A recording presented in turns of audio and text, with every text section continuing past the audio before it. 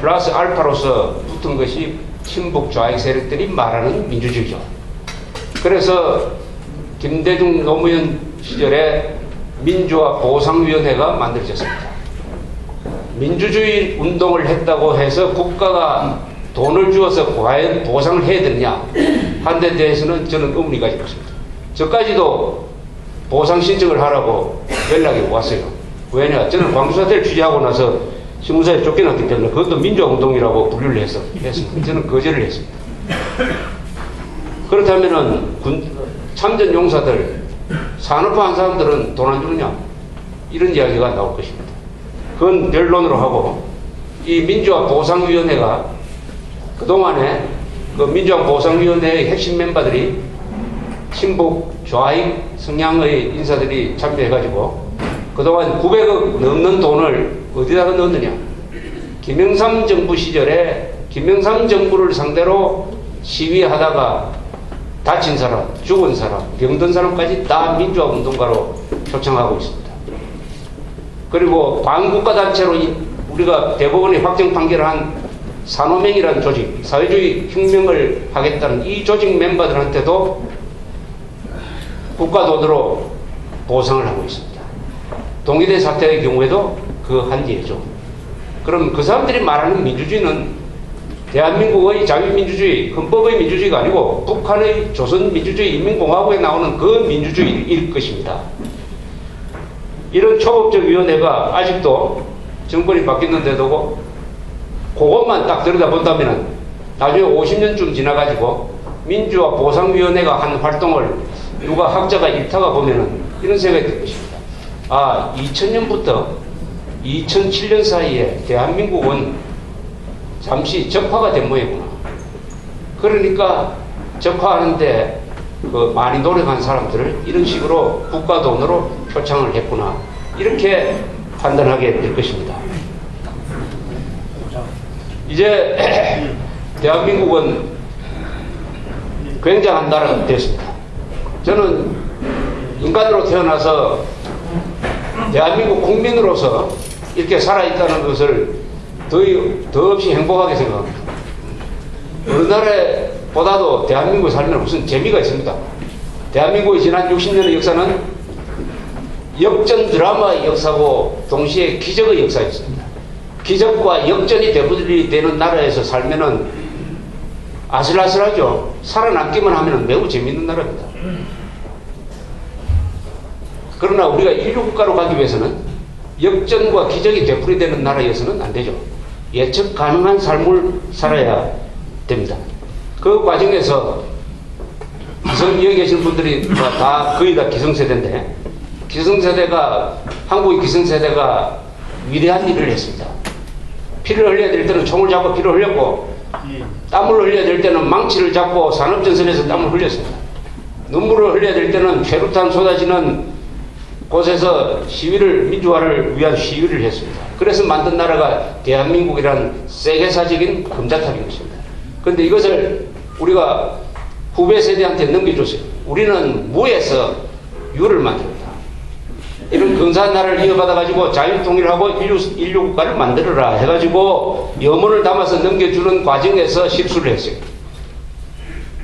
무슨 실수를 했느냐? 우리가 교육권을 빼앗겼습니다. 미래 세대의 주인공들한테 교육을 하는 것을 정교조한테 넘겨줬습니다. MBC한테 넘겨줬어요. 친북 좌익 세력들을 주사파들한테 넘겨줬습니다.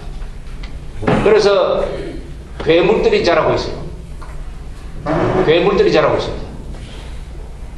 괴물이라고 표현하는 게 좀 과격한 표현일지 모르지만은 좌익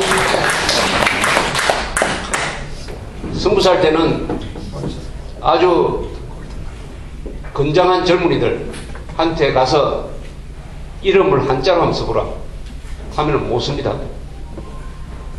못 씁니다. 김현희의 전쟁이라는 책을 제가 냈어요. 그 책을 제가 25살 때는 아가씨한테 주면서 한번 읽어보라고 하니까 김현희를 읽지 못했어요. 다만 사진이 있으니까 이 사람 어디서 본 사람이다 이렇게. 한자는 대한민국 국자입니다. 국어는 70%의 한자어와 30%의 한글어로 되어 있어요. 이름을 한자로 지을 때는 부모님들이 많은 희망과 정성을 들여서 이름을 짓습니다. 그것은 한자로 써야 됩니다. 한글로 쓰고 있습니다. 대한민국은 문맹률이 세계에서 가장 높습니다. 문명국가 중에서. 몇 퍼센트냐? 60%입니다. 한자를 모르는 사람은 문맹자입니다. 그럼 정확하게 의미 전달이 안 되고 고급 독서를 할 수가 없어요. 그리고 묻습니다. 6.25 때 미군이 와서 한국에서 몇 명 죽었다고 생각하느냐? 제가 여러분 젊은 사람들하고 만날 때 테스트를 해봤어요. 500명 죽었다는 사람도 있어요. 5,000명 죽었다는 사람이 있습니다. 10,000명 이상 죽었다고 말하는 사람 제가 본 적이 없어요. 아웅산 사건 아느냐? 모릅니다. 대한항공기 폭파 사건 아느냐? 모릅니다. 왜냐? 우리가 모르는 사이에 지난 20년 동안, 특히 정교조가 활동하기 시작한 지난 10년 동안 무슨 일이 일어났느냐? 우리의 젊은 세대를 향해서 북한 정권과 김정일이 한 나쁜 것은 가르치지 않고, 또 가르치더라도 엉터리로 가르치고, 대한민국이 국가를 만드는 과정에서 실수한 것은 집중적으로 가르치고, 6.25 때 좌익들에 의해서 학살된 20만 명에 대해서는 가르치지 않고 보도연맹 학살만 가르치고, 이렇게 되니까 기억장치가 마비되어 버렸습니다. 인간은 꼭 기억해야 될 것을 기억을 해야 됩니다. 한국인은 한국인으로서 기억해야 될 것이 있어요. 6.25의 진실, 민주화의 진실, 몇 가지 사건 반드시 기억해야 됩니다. 그것이 기억 없으면 그 사람은 한국인이 아니에요. 한국어도 물론 기억해야죠. 기억장치가 마비되니까 그 다음에 뭐가 남았느냐? 식별장치가 마비됐습니다. 누가 적인지 누가 친구인지를 몰라요. 기억이 마비되니까. 그래서 김정일을 친구로 알고 부시를 원수로 알고, 역대 한국의 대통령 기성세대를 정오하고 김일성, 김정일에 대해서는 그런 마음이 없습니다. 저는 이념하지만은 이념은 감정에서 나온다고 생각합니다. 대한민국 사람들이 반드시 가져야 될 감정이 세 가지가 있습니다. 하나는 북한 정권, 지금 김정일 정권에 대한 분노, 북한 동포에 대한 동정심, 그리고 대한민국에 대한 자랑과 사랑이죠. 이 세 가지 감정을 같이 가져야 우리가 괴물이 아니고 외국인이 아니고 우리가 한국인으로서 같은 정서를 가지고 우리가 남이가 하면서 같이 살 수 있는 것입니다. 그러나 지금 정교조 세대, 386 세대 이 밑에 그런 감정을 가진 사람이 희소동물, 희귀동물이 되고 있습니다. 이걸 어떻게 할 거냐? 대한민국은 다 지금 2층 구조입니다. 40대 이하는 좌경화, 50대 이상은 우경화. 같은 집에 살면서 성분이 다른 사람이 같이 동거하고 있어요. 그런데 밑에서 또 한 세대가 올라가고 있습니다. 정교조 교육을 받은 세대. 이 세대가 지금 군인이 되고 유권자가 되고 있습니다. 그러면 386 세대와 정교조 세대가 어깨동무를 한다? 그러면 한국이라는 집이 3층이 됐는데 1층, 2층은 좌경, 우파는 저 위에 40층 옥상에 산다? 이런 나라가 자유통일하고 인류국가를 만들 수 있느냐?